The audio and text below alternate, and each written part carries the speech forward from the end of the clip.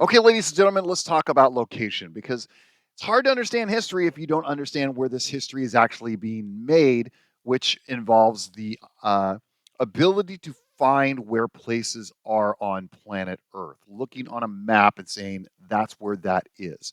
Now, when we look at location, there are two different types of location.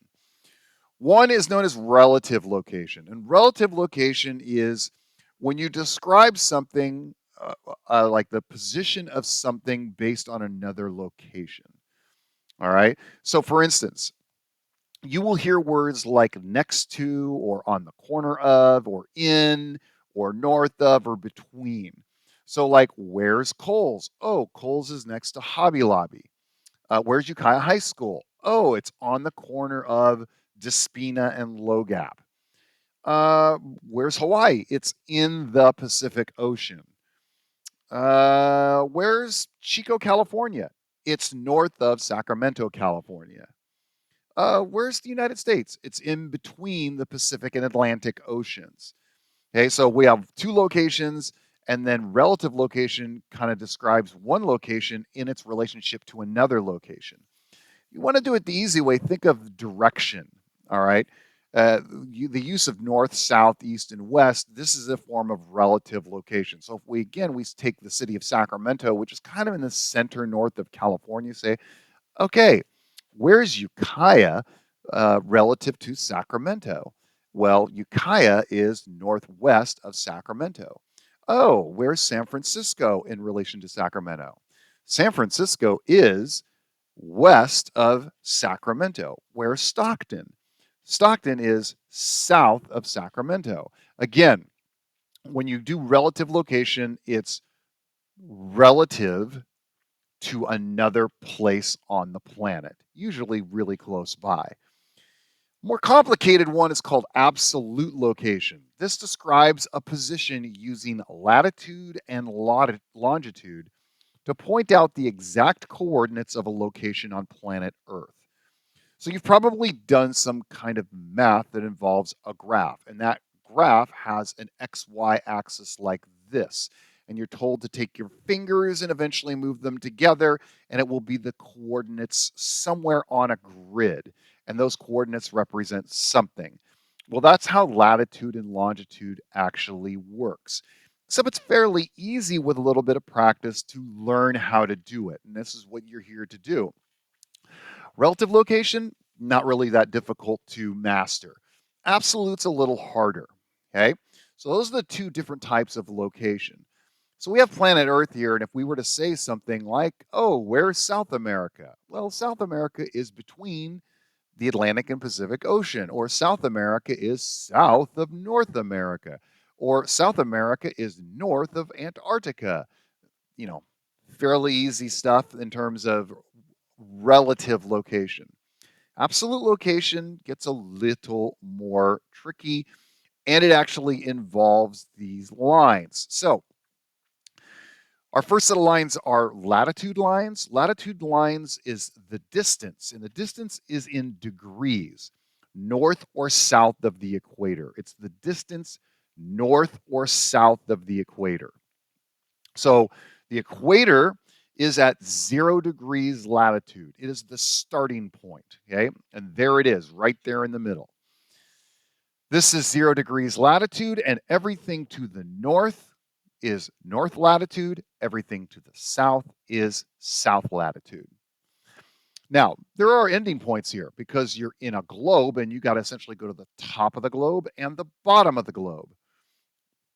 So, the top of the globe, it stops at 90 degrees north. This is the North Pole. Okay. It is the farthest you can go to the top of that sphere. The bottom of the globe is the farthest you can go south, and that is 90 degrees south. Okay.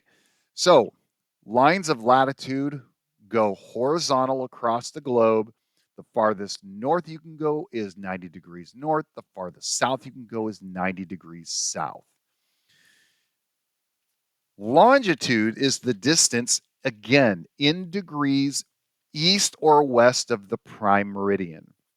And the prime meridian is 0 degrees longitude.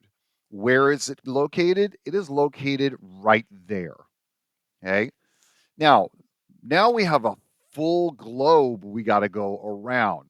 And in this case, when we look at a map like this, everything to the right is going to be considered east. Everything to the left is going to be considered west. So this is 0 degrees longitude. When you go to the right, you're going east. When you're going to the left, you're going west. Now, you would go all the way around the whole globe. So you got to stop somewhere. So where's that stopping point? The stopping point is halfway around the world. And halfway around the world is known as the international date line.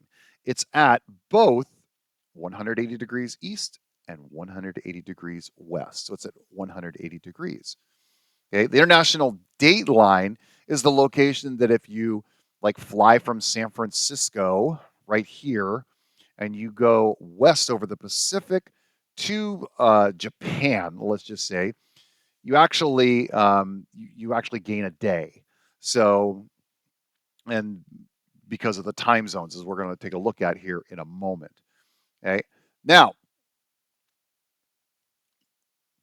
these are the time zones. And they match up kind of. There's a little bit of politics involved too, so they're not exact, but they pretty much match up with how things are in terms of longitude lines. They're almost exact.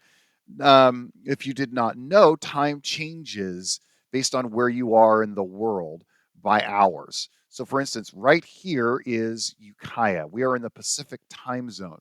There are four primary time zones in the lower 48 United States.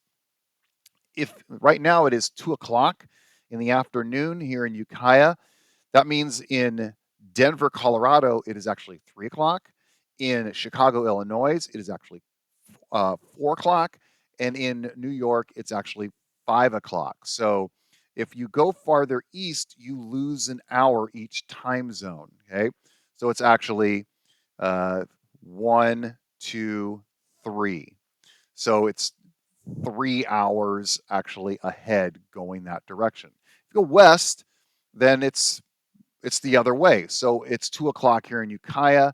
Here, kind of in the middle of the Pacific, it is 1 o'clock. And then in Hawaii, right here, it is actually noon.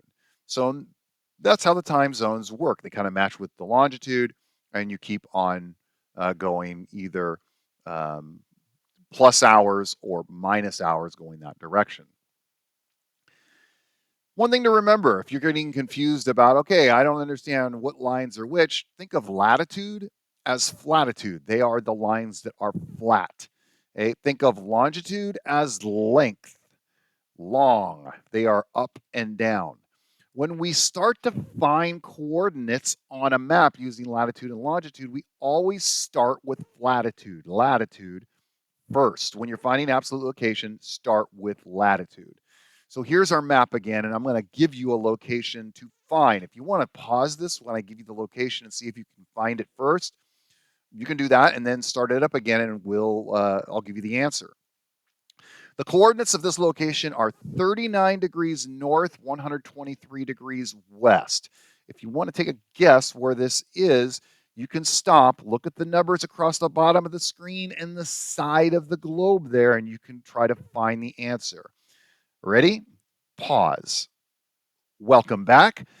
Here's how we're going to look at this. We know that this is going to be on the northern half of the map, so it's above the equator. We know it's going to be on the western half of the map on the left because it's west of the prime meridian. So let's get our locations. We have 0 degrees latitude. We have 0 degrees longitude. It's going to look like that.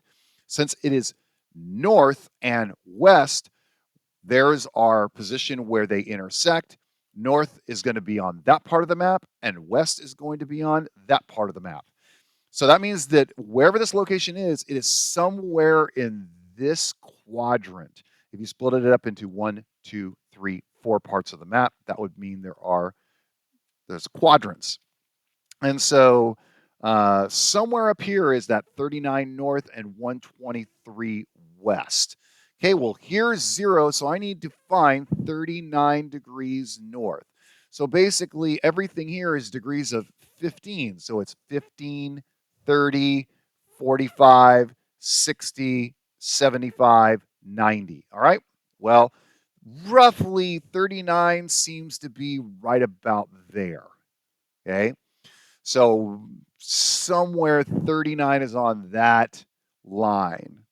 And then, of course, we have 123 degrees west. Well, at the bottom here, here's 0, 30, 60, 90, 120, 150. Now, this kind of curls like this up. So I'm going to make a straight line because I can't figure out how to make it curl. But essentially, from looks like 123 is going to be about right there. And if you zip that bad boy up, it's going to end up somewhere about right there on the map. And what do you got? You got the town of Ukiah. That is the location of Ukiah on the map. And you can find any place on the world using these overall coordinate systems. Okay.